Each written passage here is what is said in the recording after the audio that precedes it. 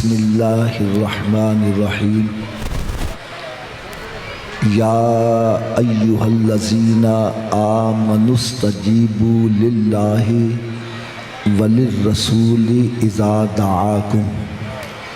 सदक़ल्लाहुल अज़ीम व सदक़ रसूलुहुन नबियुल करीमुल अमीन।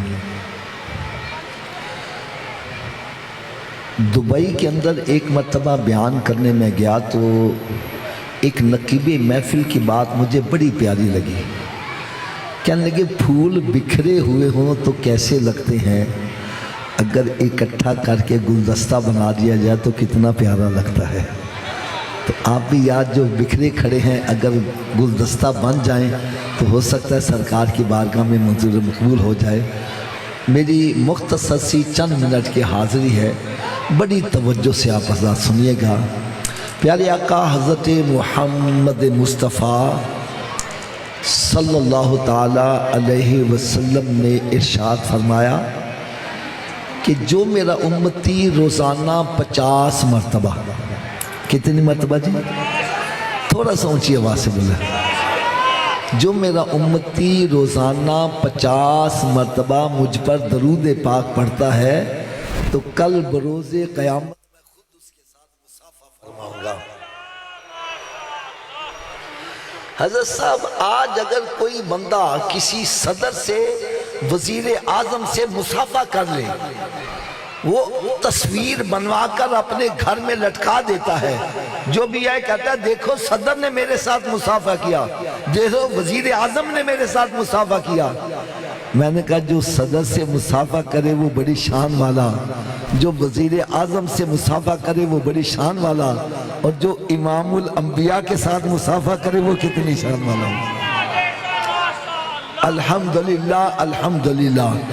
अपना अकीदा है कि मेरे आका सल्लल्लाहु अलैहि वसल्लम जिसके साथ मुसाफ़ा फरमाएंगे वो जन्नती हो जाएगा। सुभान अल्लाह सुभान अल्लाह सुभान अल्लाह। हज़रत साहब एक बड़ी ईमान फरोज़ बात सुनाने लगा हूँ, अल्लाह करे मेरी बात ये दिल पे चोट कर जाए। एक दिन मैं ऐसे बैठा सोच रहा था कि नमाज के अंदर भी तो दरूद पाक पढ़ते हैं, इसकी आवाज़ मज़ीद सादा हो सकती है, बिल्कुल सादा, इतनी आवाज़ कान में जाए बस दिल में उतरे, बस इतनी सी बात हो जाए। जब बंदा नमाज पढ़ता है नमाज में भी दरूद पाक पढ़ा जाता है, दुआ मांगते हैं दुआ के अव्वल आखिर भी दरूद पाक पढ़ा जाता है, अजान में अकामत में जहाँ मेरे आका सल्लल्लाहु अलैहि वसल्लम का नामे नामी आता है दरूद पाक पढ़ा जाता है। हज़रत साहब मेरी तबीयत इतना खुश हुई, मैंने देखा जो 5 नमाजें बाकायदगी से पढ़ता है वो 50 मरतबा दरूद पाक खुद ही पढ़ लेता है। माशाल्लाह माशाल्लाह। यानी इससे पता चला जहाँ 5 नमाजें पढ़ने वाले को और इनामो इकराम से नवाजा जाएगा, वहाँ एक इनाम ये भी मिलेगा कि मेरे आका सल्लल्लाहु अलैहि वसल्लम के साथ मुसाफ़ा करने की सआदत भी हासिल कर लेगा। हज़रत साहब जो मैंने आया मुबारका पढ़ी है, देखो यार हवाला गलत हो, तर्जमा गलत हो, मैं मुजरिम। अगर आयत भी सही है, हवाला भी सही है, तर्जमा भी सही है, तो हमें कुरान पर अमल करना चाहिए कि नहीं करना चाहिए? थोड़ा सा ऊंची आवाज़ से बोलो यार, ये जो खड़े हैं ना बेचारे, पीछे वालों के लिए ये आजमाइश बन रही है। थोड़ी देर बैठ जाए, आपकी मेहरबानी होगी। अब कुरान मजीद का 9वां पारा है, सूरह अनफाल। अल्लाह रब्बुल इज़्ज़त ने शाद फरमाया या अय्युहल्लज़ीना आमनुस्तजीबू लिल्लाहि वलिर्रसूलि इज़ा दआकुम। ए ईमान वालो, जब तुम्हें अल्लाह और अल्लाह का रसूल बुलाए तो हाजिर हो जाओ। क्या करो जी, ऊंची बोलो, क्या करो? इसकी तफसीर में आता है कि प्यारे आका सल्लल्लाहु अलैहि वसल्लम ने एक सहाबी को आवाज दी, वो नमाज पढ़ रहे थे। क्या पढ़ रहे थे? ऊंची बोलो। उन्होंने नमाज को मुख्तसर करके ना जल्दी जल्दी फारिग होकर सरकार की बारगाह में हाजिर हो गए। मेरे आका सल्लल्लाहु अलैहि वसल्लम ने पूछा तू देर से क्यों आया है? मैंने तुझे बुलाया, तुझे आने में देर क्यों लगी? अर्ज कर लगे या रसूल अल्लाह सल्लल्लाहु अलैहि वसल्लम, मैं नमाज पढ़ रहा था। ऊंची बोलो, क्या कर रहा था? तो सरकार सल्लल्लाहु अलैहि वसल्लम ने फरमाया, क्या तूने ये आयत नहीं सुनी थी? इस्तजीबू लिल्लाहि व लिर्रसूल इज़ा दआकुम, जब तुम्हें अल्लाह का रसूल बुलाए तो हाजिर हो जाओ।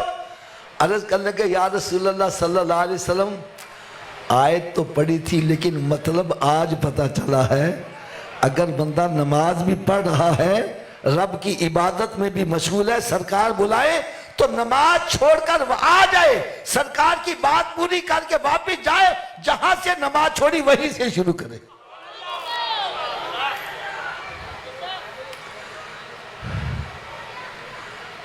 हज़रत साहब, मैं चंद बातें अर्ज करूंगा, हाथ बांध के पहले माजरत चाह लूं। अगर एक बंदा नमाज भी पढ़ रहा है, रब का बुलावा आ जाए, उसके महबूब का बुलावा आ जाए तो नमाज छोड़कर हाजिर हो जाओ, ऐसे ही है ना जी? क्या हम रब का बुलावा सुन के आ जाते हैं? रब ताला की तरफ से पैगाम आता है, हय्या अलस सलाह। या जितने भी बैठे, मुझे इसका तर्जुमा बतलाओ क्या है? इसका मतलब है आओ नमाज के लिए। क्या हम आ जाते हैं? जी।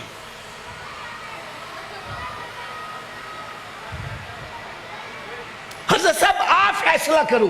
जनाब, आप अपने घर में कोई मुलाजिम रखते हो, उसको एक मरतबा बुलाओ ना आए, दूसरी मरतबा बुलाओ ना आए, तीसरी मरतबा बुलाओ फिर भी ना आए, आप उसको सजा भी देते हो, जवाब भी दे देते हो। मैं कहता हूँ हज़रत जी गरीब आदमी है, क्यों मारने भेजे, क्यों छुट्टी करा रहे हो?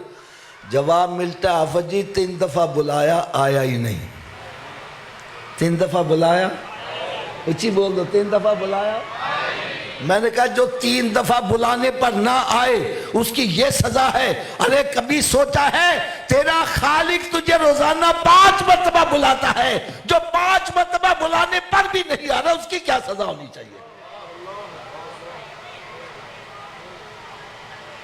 अल्लाह अकबर, अल्लाह। भाई मैं गलत हूं, खुदा की कसम मेरा लिहाज ना करो, मेरी झोली में डालो, कहो हाफिज आप गलत कह रहे हो, मैं सबके सामने माजरत भी करूंगा, अल्फाज भी वापस ले लूंगा। और अगर मेरी बात सच्ची है तो खुदारा फिर इस पर अमल होना चाहिए कि नहीं होना चाहिए? होना चाहिए। रब ताला की तरफ से पैगाम आता है, अस्सलातु खैरुम मिनन नौम, नमाज नींद से। शैतान कहना बिस्तर चोर वार जा, कि कान से आवाज ना पै जाए, किसकी मान रहा है? यार चलो मैं एक फैसला आप सबसे करवा लेता हूं।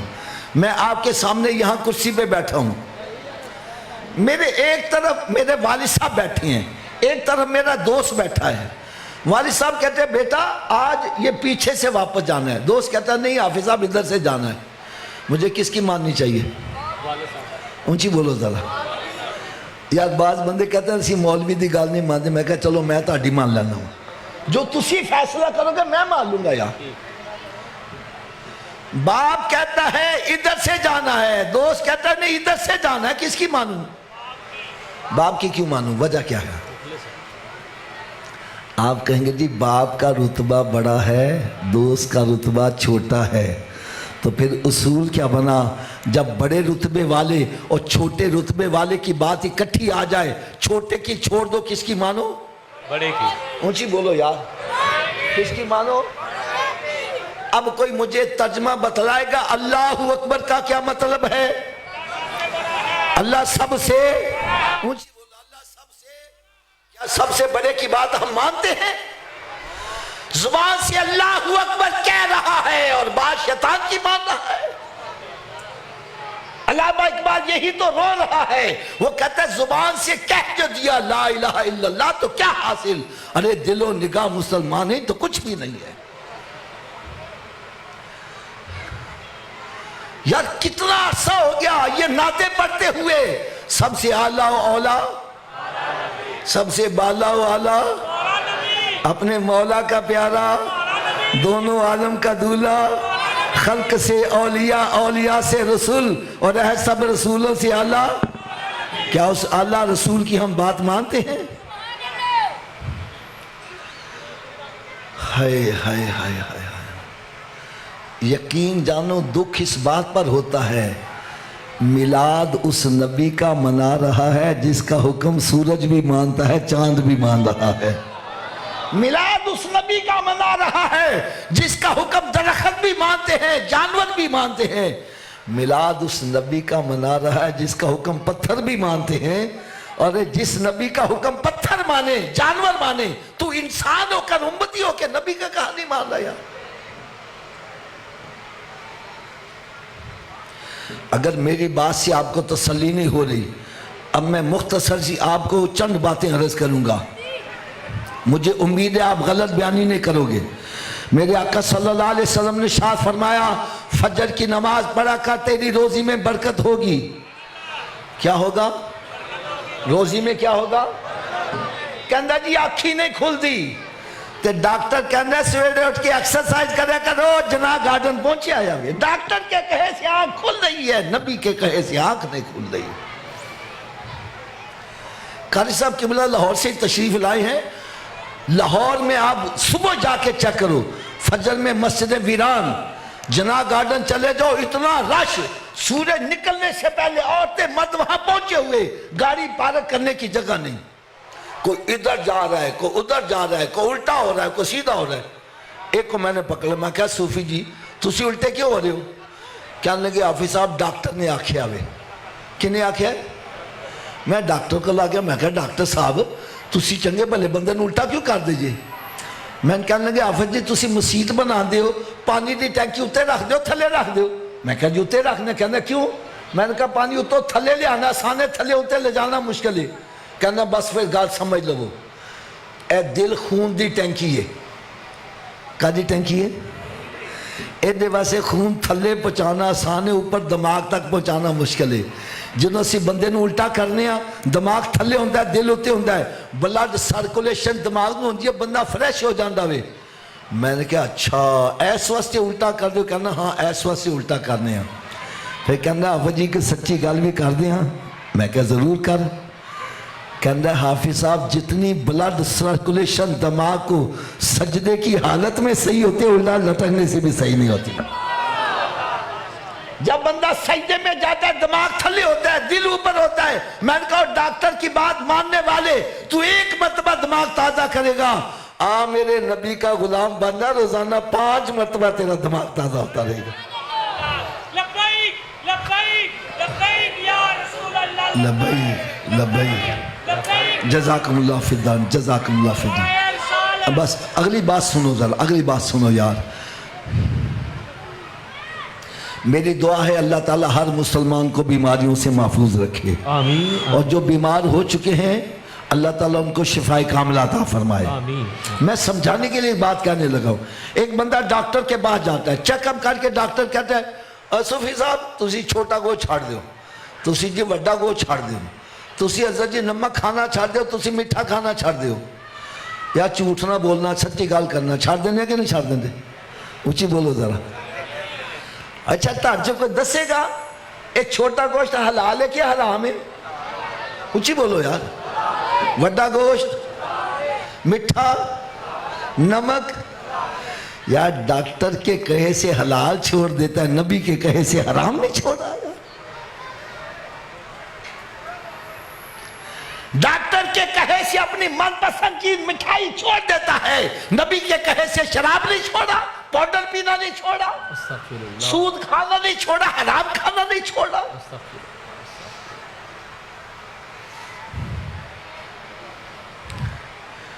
एक मेरा दोस्त सब मिठाई बड़ी खाता था, एक मतलब मिठाई खाना, मैं कहा यार वो नहीं खाता है। कहना हाफिज जी डॉक्टर ने मना कर देता है। किसने मना कर देता है? ऊँची बोलो। मैंने कहा छोड़ डॉक्टर नू, खाया कर तू। कहता नहीं हाफिज जी डॉक्टर मेरा खैर खावे। बड़ी बात, डॉक्टर मेरा खैर खावे। मैंने कहा मेरे आका नालों बड़ा खैर खा कोई हो सकता वे? भाई डॉक्टर के कहे से तू हलाल छोड़ा है, नबी के कहे से हराम नहीं छोड़ा यार। और मेरी बात सारे कान खोल के सुन लो, बंदा दुनिया में जितनी हेरा फेरी करता है, फराड करता है, चोरियां डकैतियां करता है, औलाद के लिए करता है, और दोस्तों को राजी करने के लिए पक्के सिगरेट पीता है। शराब पीता है, जुआ खेलता है, और कहने आ साडना शराब पिए और मत घबरा, असी तेरा साथ नहीं छड़ांगे, असी तेरे नाल मरांगे। हजरत जी तुसी दसो जो मरने ना फिर नाल मर दे, फिर कहने लै जाओ कि बो नाल ला के कड्डो बाहर। मियाँ मुहम्मद रहमतुल्लाह लिखते हैं, किट्ठे नहीं तेरे घर वाले जिन्ना ले सै तू पाप कमांदा, जेड़े कहते सी मरांगे नाल तेरे, अजो नवी बाजियां हारियां नहीं। अरे जितने तेरे खैर खा हैं सारे मनो मट्टी के नीचे दफन करके वापस आ जाएंगे। ऊंची बोलो कोई कब्र में साथ हो। और मेरा नबी ऐसा खैर खा है, जब सारे पलट आएंगे सरकार कब्र में भी तशरीफ ले आएंगे। और मैदान माशर में जब माँ इकलौते को छोड़कर भाग रही होगी, सरकार वहां भी कर्म नवाजी फरमाएंगे। अब यार मैं हाथ बांध कर एक सवाल करूंगा, ऐसे खैर खा नबी को खुश करना चाहिए कि नाराज करना चाहिए? ऊंची बोलो जरा। अगर खुश करने का नुस्खा बताया तो अमल कर लोगे? आवाज कम हो गई है। लो जी, पहला नुस्खा तो ये है, हजरत जी आपका बेटा आपकी बात ना माने, आप बेटे से खुश होगे नाराज होगे? उस्ताद की बात शागिर्द ना माने, उस्ताद भी शागिर्द से? पीर की बात मुरीद ना माने, पीर भी मुरीद से? तो नबी की बात उम्मती ना माने तो नबी भी उम्मती से? तो सरकार की माननी शुरू कर दो, सरकार राजी हो जाएंगे। कुरान मजीद 28वां पारा सूरह हशर पहला रुकू, अल्लाह रब्बुल इज़्ज़त ने इरशाद फरमाया, मा आताकुम रसूल फखुज़ूहु व मा नहाकुम अन्हु फंतहु वत्तकुल्लाह इन्नल्लाह शदीदुल इक़ाब। फरमाया मेरा महबूब जो तुम्हें दे दिए वो ले लिया करो, और जिससे मना करे उससे बाज आ जाया करो। वैसे यार मैं एक आपसे छोटा सा सवाल करूंगा, नाराज ना होना। डॉक्टर के कहे से जो हलाल छोड़ देता है, क्या आज इस महफिल में हाथ खड़ा करके बुलंद आवाज से इंशाल्लाह कह के इस बात का अहद करेगा कि मालिक मौला मैं डॉक्टर के कहे से तो हलाल छोड़ना था, आज मैं नबी के कहे से हराम छोड़ने के अहद कर रहा हूं? सभी बुलंद आवाज से कह दो इंशाल्लाह। इंशाल्लाह सरकार ने जो कहा है उस पर अमल करूंगा, जिससे मना किया उससे बाज आ जाऊंगा, जिसके करने का हुक्म दिया उसमें सुस्ती नहीं करूंगा। या अल्लाह हम सब इस बात का इकरार करते हैं और अहद करते हैं, हमारे इस वादे पर हमें साबित कदम रहने की तौफीक अता फरमा दे। अब दूसरा नुस्खा भी सुन लो। उलमाए किराम मेरे सरों के ताज मौजूद हैं, मैं हदीस गलत बयान करूं मेरी इस्लाह फरमाएंगे। मेरे आका सल्लल्लाहु अलैहि वसल्लम ने इरशाद फरमाया, नमाज मेरी आंखों की ठंडक है। बेशक नमाज मेरी आंखों की ठंडक है। थोड़ा सा ऊंची आवाज से बोलोगे मुझे सुकून हो जाएगा, आपको मेरी बात समझ आ रही है। नमाज मेरी आंखों की, इस हदीस का मतलब क्या है? मतलब पता क्या है? मेरे आका सल्लल्लाहु अलैहि वसल्लम इरशाद फरमाया, ऐ मेरे उम्मती जब मैं तुझे नमाज पढ़ते देखता हूं मेरी आंखें ठंडी हो जाती हैं। हजरत साहब बात भी सच्ची कर रहा हूं, आप रात के पिछले पैर उठो, आपके बेटा जाए नमाज बिछा के नमाज पढ़ रहा हो, आपकी आंखें कितनी ठंडी होंगी? अगर आपकी ठंडी होंगी तो मेरे आका की कितनी ठंडी होती होंगी? तो थोड़ा सा ऊंची आवाज से बोलेंगे। जब हम नमाज पढ़ते हैं तो सरकार की आंखें, थोड़ा जो ऊंची आवाज में बोल दो यार, सरकार की आंखें। और जब हम नमाज नहीं पढ़ते, रोज़ा नहीं रखते, शराब पीते हैं, जिना करते हैं, वादा खिलाफी करते हैं, गाली गलोच करते हैं, फिल्में ड्रामे देखते हैं, बेहयाई के काम करते हैं, क्या सरकार की आंखें फिर भी ठंडी होती हैं?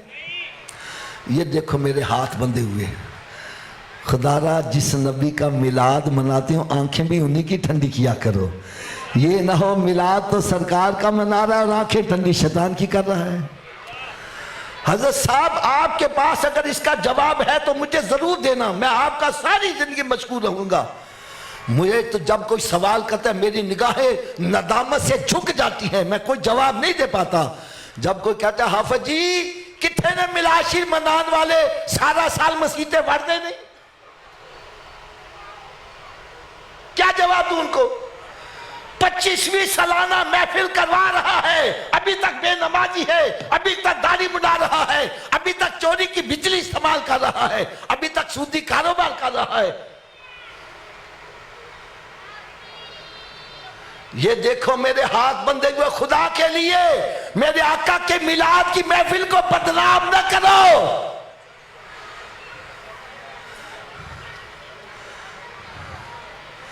मिलाद मनाने का तो मकसद ये है कि पहले तू घर में जाता था, बीवी को गालियां, बच्चों को गालियां, आज घर में दाखिल हो सबको सलाम कर, बीवी कहे आज कितों होके आए हो, बतला मैं सरकार के मिलाद से होकर आया हूं।